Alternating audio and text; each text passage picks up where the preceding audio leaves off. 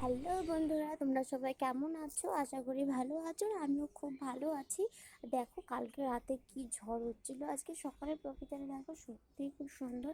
আর চারিদিকে দেখো কি সুন্দর আলো দিয়েছে, আর এত পরিষ্কার।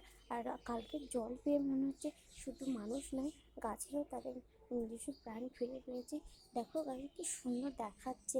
গাছগুলো যেরকম রোদে মরা মরা ভাব হয়ে গেছিলো, দেখো গাছগুলো দেখে সত্যি প্রাণটা ভরে যাচ্ছে। সত্যি সুন্দর, আমার অ্যালোভেরা গাছগুলো দেখো কি সুন্দর হয়েছে। আর দেখো, এবার আমি রান্না করব, যেহেতু মা বাড়ি নেই, আজকে আলু বেগুন দিয়ে ডিম রান্না করব।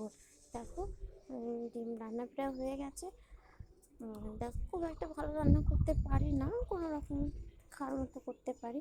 এবার খুব খিদে পেয়ে গেছে, খেয়ে নিই, কারণ আমার কালকে রাতে খেয়ে পেট ভরেনি ডাল দিয়ে। আর আমি নিরামিষে মোটেই খেতে পারি না, ভালোও লাগে না।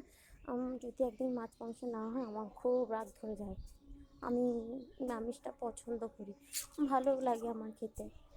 আমি যদি আমিষ হয় আমি এক তরকারি দিয়ে ভাত খেয়ে নিই, আমার আর কিচ্ছু লাগে না। এই জন্য বাড়িতে খুব বকে, হ্যাঁ তুই শুধু এক তরকারি খেয়ে যাস, মাছ মাংস ছাড়া তোর খাওয়া হয় না, কোন বাড়িতে করবি। আমি কিছু বলি না, কারণ আমার খাওয়াটা ব্যক্তিগত ব্যাপার। কেউ তো আর বলতে পারি না এটা দিয়ে খা, এটা দিয়েই খেতে হবে। না, আমার যেটা ভালো লাগে আমি সেটা দিয়ে খাই। যাতে আমার রাজভোগ লাগবে এমন কোনো ব্যাপার নেই, কারণ আমার এক কথা নিরামিষ খেতে